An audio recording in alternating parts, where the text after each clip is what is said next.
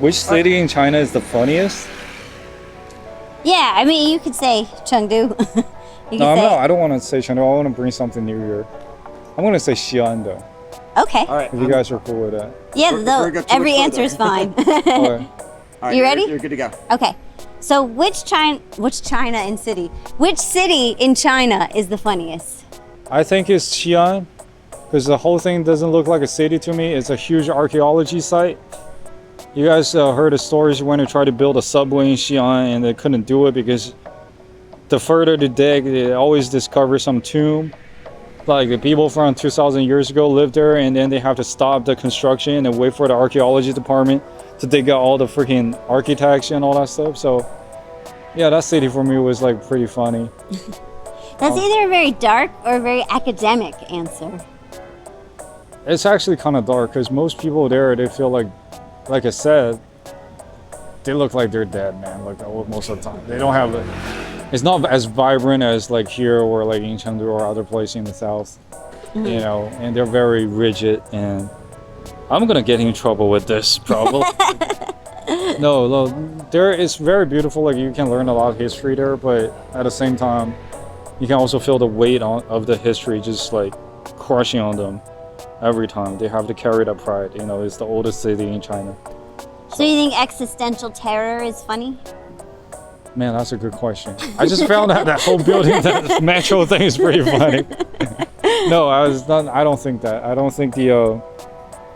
Yeah, that thing was pretty funny because no other cities can going through some stuff like that. I hope they have a sense of humor to realize that's also funny. And also they make jokes about it. I think they make jokes about it. How about your family? Do you come from a funny family? Oh yeah, my mom, she got a great sense of humor. She's the one that told me when I was 5, so like whenever you tell the joke, don't laugh. Like, it's pretty heavy shit for a 5-year-old. Yeah, that's some performance notes. Right, it's like if you're telling other people a joke, make sure you don't laugh first. So yeah, after freaking 30 years of training, I turned myself into a deadpan comedian. So yeah. And what would you consider your hometown to be? Bro, that's a good question. Actually, I was born in Gansu province. My family moved to Shanghai when I was 9. I went to America when I was 19, came back in 2016, I went to Chengdu. So legally speaking, my hometown is still in Shanghai. But I feel like maybe Chengdu right now is my home because I'm gonna get married there. That's my own place, like that's my own city. But I don't have that attachment to a hometown. Like, you know, for me, it's like everywhere can be my home. You know, it depends. That's good. Yeah. And I'm gonna take your beautiful, nuanced answer and boil it down to China or America, which is funnier. Right. You can do that. Sure. I'm actually one of my friends. He said that I'm not Chinese enough to be Chinese, and I'm not American enough to be American. So, and the other way of putting it is like I'm too American to be a Chinese, and also I'm too Chinese to be American. So, it's a weird place to be at, to be honest. Can you find humor in that?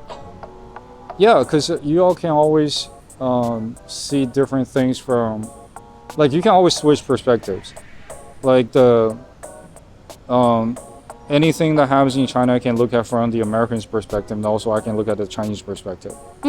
And also anything that happens in America, it's like a lot of things that are normal in America probably are very absurd for Chinese people. Yeah. And a lot of things that are kind of daily, you know, mundane stuff for Chinese people, for other people from different culture, they're probably a little bit more overwhelming. Yeah. So I wouldn't call that like the humor in it, but it's a huge advantage when I'm trying to understand, try to, you know, sympathize or empathize with others. Yeah. You know, especially dealing with foreigners, like sometimes like we Chinese people tend to think, well, why you complain about this? We've been living like that for a number of years, but I had to explain to them, but for them, they haven't seen it at all. Like that's the first for them.